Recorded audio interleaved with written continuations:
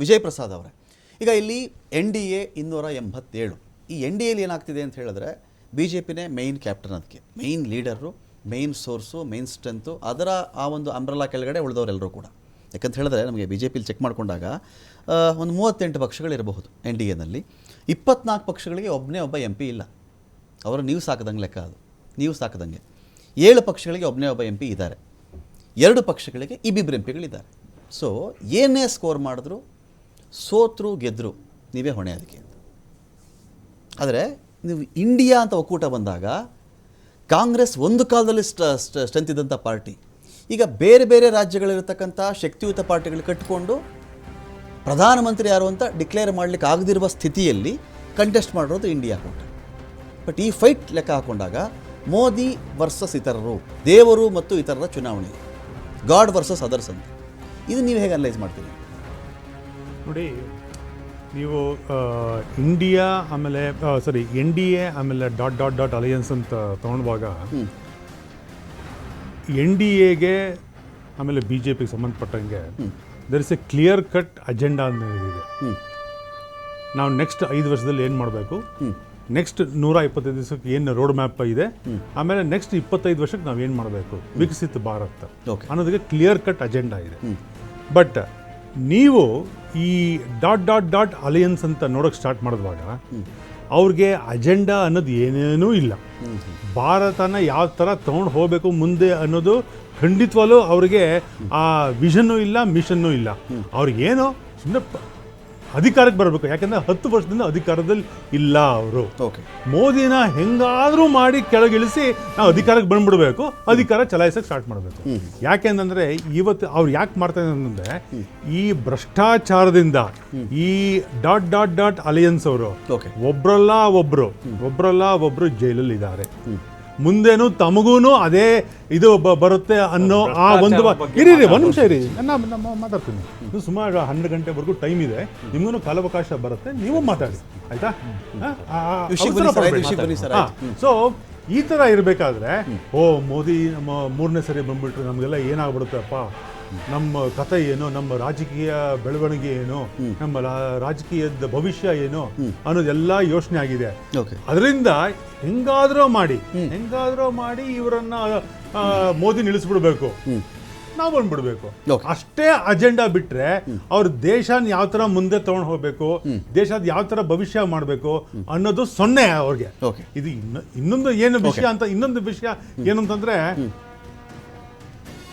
ಮೋದಿ ಎಲ್ಲಿ ಇಂದಿರಾ ಗಾಂಧಿನ ಹಿಂದಕ್ಕೆ ತಳ್ಳಿ 3ನೇ ಟರ್ಮ್ ಬಂದ್ಬಿಡ್ತಾರೆ ಅನ್ನೋದು ಒಂದು ಅವ್ರಿಗೆ ಖಂಡಿತವಾಗ್ಲೂ ಕಾಡ್ತಾ ಇದೆ. ಅದು ಯಾಕಂದ್ರೆ ಇವತ್ತಿನ ದಿವಸ ಮೋದಿ 3ನೇ ಬಾರಿ ಅಧಿಕಾರಿ ವರ್ಲ್ಡ್ ರೆಕಾರ್ಡ್ ವೇಟ್ ಮಾಡ್ತಿದ್ದಾರೆ ಅಂತನಾ ಸರ್? ಅದು ಆಟೋಮೆಟಿಕ್ ಆಗಿ ಆಗೇ ಆಗುತ್ತೆ, ನಾವು ವೇಟ್ ಮಾಡೋದಿಲ್ಲ, ಆಟೋಮೆಟಿಕ್ ಆಗಿ ಆಗೇ ಆಗತ್ತೆ. ಇವತ್ತಿನ ದಿವಸ ನಾವು ಅಧಿಕಾರ ಮೋದಿ ಅವರು 3ನೇ ಬಾರಿ ಪ್ರಧಾನಿ ಆಗೇ ಆಗ್ತಾರೆ. ಕೇಶವ್ ಅವರು, ಇಲ್ಲಿ ಒಂದು ವಿಚಾರ ಇದೆ ಏನಂದರೆ, ಯಾವಾಗಲೂ ಈ ರಾಜಕೀಯ ಅಂತ ಬಂದಾಗ ಎಕನಾಮಿಕ್ಸು ಜನಗಳಿಗೆ ತಲುಪೋ ಪ್ರಮಾಣ ಬಹಳ ಕಡಿಮೆ. ಅದು ದುರಂತ ಅಂತ ಕರಿತೀರೋ ಅಥವಾ ಪೊಲಿಟಿಕಲ್ ಪಾರ್ಟಿಗಳು ಎಷ್ಟರ ಮಟ್ಟಿಗೆ ಜನಗಳಿಗೆ ಆ ಎಕನಾಮಿಕ್ಸನ್ನು ತಲುಪಿಸ್ತಾರೆ, ಜನಗಳಿಗೆ ಅರ್ಥ ಆಗೋ ಭಾಷೆ ತಲುಪಿಸ್ತಾರೆ, ಅದು ಅವರ ಸಾಮರ್ಥ್ಯಕ್ಕೆ ಡಿಪೆಂಡ್ ಆಗಿರೋಂಥ ವಿಚಾರ. ದೇಶನ 5ನೇ ಸ್ಥಾನಕ್ಕೆ ತೊಗೊಂಡು ಬಂದರು ವಿಶ್ವದಲ್ಲಿ ಎಕನಾಮಿಕ್ಸಲ್ಲಿ. ನೀವು ತಲಾ ಆದಾಯ ಲೆಕ್ಕ ಹಾಕೊಂಡ್ರೆ 150ಕ್ಕಿಂತ ಕಡಿಮೆ ಇದ್ದೀವಿ, 150ಕ್ಕಿಂತ ಆಚೆ. ಒಬ್ಬ ಭಾರತೀಯನ ತಲಾದಾಯದಲ್ಲಿ ವಿಶ್ವದ ಪಟ್ಟಿಯಲ್ಲಿ 150ಕ್ಕಿಂತ ಆಚೆ ಇದ್ದೀವಿ ನಾವು. ಒಬ್ಬ ಮನುಷ್ಯನ ಇಂಡಿವಿಜುವಲ್ ಗೈನ್ ಇದೆಯಲ್ಲ, ಅವನು ನನ್ನ ತಲೆಗೆ ಎಷ್ಟು ಆದಾಯ ಬಂತು ಚೆಕ್ ಹಾಕೊಂಡ್ರೆ ಇಡೀ ವಿಶ್ವದ 150 ದೇಶಗಳಿಂದ ಇಂಥ ಕೆಳಗಡೆ ಇದ್ದೀವಿ ನಾವು. 5% ಜನಗಳ ಕೈನಲ್ಲಿ 90% ಜನಗಳ ಆಸ್ತಿ ಈ ದೇಶದಲ್ಲಿ ಸಂಗ್ರಹ ಆಗಿದೆ. ವಾಸ್ತವ ಇದು ಯಾರು ಚೆಕ್ ಮಾಡೋದು ವಾಸ್ತವ, ಯಾರು ಬೇಕಾದ್ರೂ ಚೆಕ್ ಮಾಡ್ಬೋದು.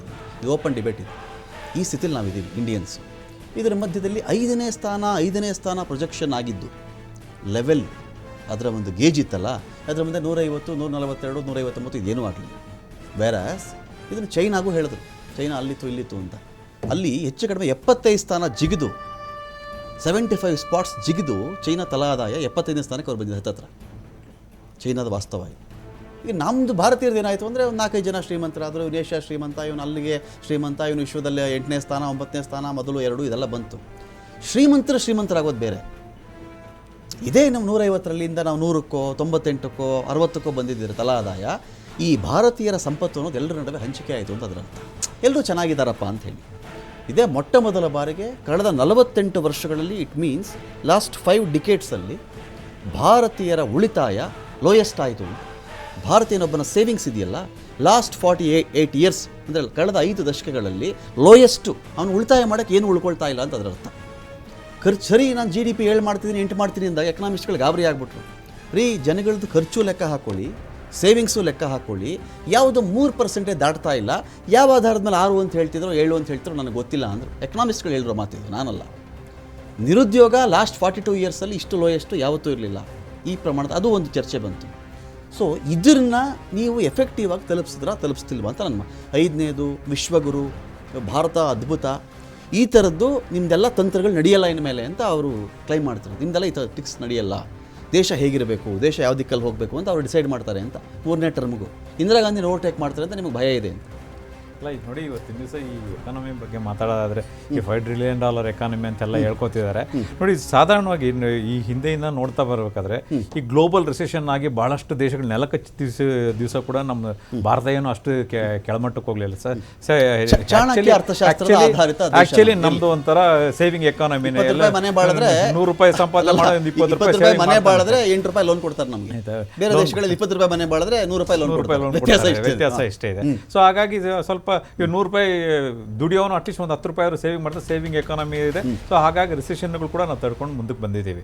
ಹಾಗಾಗಿ ನಮ್ಮ ಈ 10 ವರ್ಷಗಳಲ್ಲೇ ಇಷ್ಟೊಂದು ಬೆಳೆದು ಬಿಟ್ಟಿದೆ ಎಕಾನಮಿ ಅಂತಲ್ಲ. ಈಗ ಹಂತ ಹಂತವಾಗಿ ನಮ್ಮ ಇಂಡಿಯಾ ಬೆಳ್ಕೊಂಡು ಬರ್ತಾ ಇದೆ. ಆದರೆ ಇತ್ತೀಚಿನ ದಿನಗಳಲ್ಲಿ ನೀವು ಹೇಳ್ದಂಗೆ ಸೇವಿಂಗ್ಸ್ ಕಡಿಮೆ ಆಗ್ತಾ ಇದೆ, ಇನ್ಫ್ಲೇಷನ್ ಜಾಸ್ತಿ ಆಗಿದೆ. ಅಷ್ಟಾದ್ರೂ ನಾವು ಅಂತರ ಕಾಯ್ದುಕೊಂಡು ಹೋಗ್ತಾ ಇದ್ದೀವಿ. ಮತ್ತು ಇನ್ನೊಂದೇನೆಂದರೆ ಇವತ್ತಿನ ದಿವಸ ಇವರು ಭ್ರಷ್ಟಾಚಾರದ ಬಗ್ಗೆ ಮಾತಾಡ್ತಾ ಇದ್ರು. ನೋಡಿ, ಮೋದಿಯವರು ಡಬಲ್ ಸ್ಟ್ಯಾಂಡರ್ಡ್ಸ್ ಈ ಎಲೆಕ್ಷನಲ್ಲಿ ನಾವು ನೋಡಿದ್ವಿ. ಏನಂತಂದರೆ ಹೊರಗಡೆ ಹೇಳ್ತಾರೆ ಭ್ರಷ್ಟಾಚಾರ ವಿರುದ್ಧವಾರ ಹೋರಾಟ ಮಾಡ್ತೀನಿ ಅಂತ ಹೇಳ್ಬಿಟ್ಟು 70,000 ಕೋಟಿ ಹಗರಣ ಮಾಡಿದಂಥ ಅಜಿತ್ ಪವಾರ್ನ ಇವ್ರ ಕಡೆ ಕರ್ಕೊಂಡ್ಬರ್ತಾರೆ. ಅದ್ರ ಬಗ್ಗೆ ಒಂದು ಮಾತಾಡೋದಿಲ್ಲ. ಈಗ ಹೇಳ್ತಾರೆ ನಾವು ನೆಕ್ಸ್ಟ್ ಅಧಿಕಾರಕ್ಕೆ ಬಂದರೆ ವಿರೋಧ ಪಕ್ಷದ ಬಹಳಷ್ಟು ಮುಖ್ಯಮಂತ್ರಿಗಳು ಜೈಲಿಗೆ ಹೋಗ್ತಾರೆ ಅಂತ ಹೇಳ್ತಾರೆ.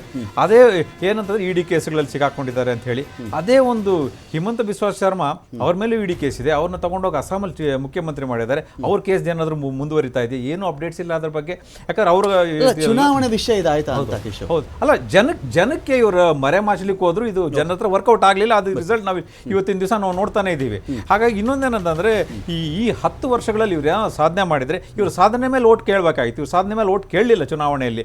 ಏನಂತಂದ್ರೆ ಮತ್ತೆ ಇಲ್ಲಿ ಯಾರೋ ಒಬ್ರು ಸನಾತನ ಧರ್ಮದ ಬಗ್ಗೆ ಮಾತಾಡಿದ್ರು, ಹಿಂದೂಗಳ ವಿರೋಧಿಗಳು ಅನ್ನೋ ಒಂದು ಪ್ರೊಜೆಕ್ಟ್ ಮಾಡ್ಲಿಕ್ಕೆ ನೋಡಿದ್ರು, ಶ್ರೀರಾಮನ ಮಂದಿರ ಒಂದು ಅದರ ಅಡ್ವಾಂಟೇಜ್ ತಗೊಳ್ಳಿಕ್ಕೆ ಪ್ರಯತ್ನ ಮಾಡಿದ್ರು. ನೋಡಿದ್ರೆ UP ಯಲ್ಲಿ ಅವ್ರನ್ನೆಲ್ಲ ಕಚ್ತಾ ಇದ್ದಾರೆ.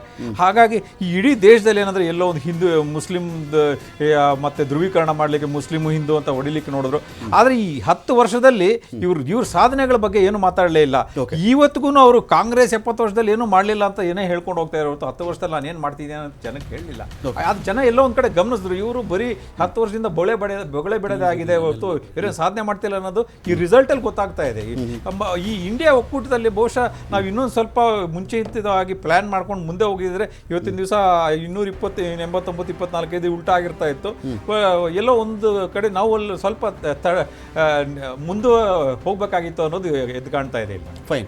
ಈಗ ಧರ್ಮಸೇನ ಅವರೇ, ಈಗ ಯಾವ ವಿಷಯ ಚುನಾವಣೆ ವಿಷಯ ಆಗುತ್ತೆ, ಯಾವ ವಿಷಯ ಚುನಾವಣೆ ವಿಷಯ ಆಗಲ್ಲ ಅಥವಾ ಆಗಬಾರದು, ಇದನ್ನು ಈ ನರೇಟಿವ್ ಸೃಷ್ಟಿಯಲ್ಲಿ BJP ನಿಮಗಿಂತ ಹೇಳಿದೆ ಲಾಸ್ಟ್ 10 ವರ್ಷಗಳಲ್ಲಿ. ಅದು ಸೀಟ್ಗಳಲ್ಲೂ ವ್ಯಕ್ತವಾಗಿರೋದು ನಿಜ. ಅವತ್ತಿನ ಕಾಲಕ್ಕೆ ನೀವು 10 ವರ್ಷ ಆಳ್ವಿಕೆ ಮಾಡಿದಿರಿ ಧರ್ಮಸೇನ ಅವರೇ, ಮನಮೋಹನ್ ಸಿಂಗ್ ಅವರ ನೇತೃತ್ವದಲ್ಲಿ 10 ವರ್ಷ ಮಾತಾಡಿದ್ದಾಗ ಪ್ರತಿ ಜನಗಳ ಮನಸ್ಸಲ್ಲಿ ಏನು ಮೂಡಿಸಿದ್ರು ಅಥವಾ ಏನು ಪಿಕ್ಚರ್ ಬಂದಿತ್ತು ಅಂತ ಹೇಳಿದ್ರೆ ಭ್ರಷ್ಟಾಚಾರ ವಿಪರೀತ ಆಗ್ತಾ ಇದೆ ದೇಶದಲ್ಲಿ. ನೋಡಿ ಅಮೆರಿಕ ಹೇಗಿದೆ, ಇಂಗ್ಲೆಂಡ್ ಹೇಗಿದೆ, ನೋಡಿ ನಮ್ಮ ಪರಿಸ್ಥಿತಿ ನೋಡಿ ಎಲ್ಲಿಗೆ ಬಂದಿದ್ದೀವಿ. ಭ್ರಷ್ಟಾಚಾರ ಜಾಸ್ತಿ ಆಗಿದೆ. ಆನಂತರದಲ್ಲಿ ಬೆಲೆ ಏರಿಕೆ ಆಗಿದೆ. ಸಿಲಿಂಡರ್ ಎಷ್ಟಿತ್ತು, ಪೆಟ್ರೋಲ್ ಎಷ್ಟಿತ್ತು, ಡೀಸೆಲ್ ಎಷ್ಟಿತ್ತು, ಕಪ್ಪು ಹಣ ಸ್ವಿಸ್ ಬ್ಯಾಂಕಲ್ಲಿದೆ, ತಂದುಬಿಟ್ರೆ ಎಲ್ಲರಿಗೂ 15 ಲಕ್ಷ ಹಾಕುವಷ್ಟು ಅಗಾಧ ಪ್ರಮಾಣದ ಹಣ ಅಲ್ಲಿ ಅಡಗಿದೆ. ಇದನ್ನು ಕ್ಲಿಯರಾಗಿ ಹೇಳಿದ್ರು ಅವ್ರಿಗೆ, ಜನಗಳ ತಲೆಗೆ ಹೋಯ್ತದು. ಅದರ ರಿಫ್ಲೆಕ್ಷನ್ ರಿಸಲ್ಟು. ಬೇರಾಸ್ ಈಗ ನಾವು ಹೇಳಿದೆ 5ನೇ ಸ್ಥಾನದಲ್ಲಿ ಇದ್ದೀವಿ ಅಂತ ಇವ್ರು ಮಾತಾಡ್ತಾರೆ. ತಲಾ ಆದಾಯದಲ್ಲಿ 140-150 ದೇಶಗಳ ಹಿಂದಕ್ಕೆ ನಾವು ಉಳ್ಕೊಂಡಿದ್ದೀವಿ. ಇಲ್ಲಿ ಹಣದುಬ್ಬರದ ಬಗ್ಗೆ ಮಾತಾಡೋದೇ ಬೇಕಾಗಿಲ್ಲ. ಪೆಟ್ರೋಲ್ ಡೀಸೆಲ್ಲು ಹೇಳ್ತಾರೆ ₹420 ಸಿಲಿಂಡರ್ ಹಾಕಿ ಎಷ್ಟೋ ವರ್ಷಗಳು ಬೇಕಾಗಿತ್ತು, ₹1000 ಬರೀ 10 ವರ್ಷ ಸಾಕಾಯಿತು ಅಂತ.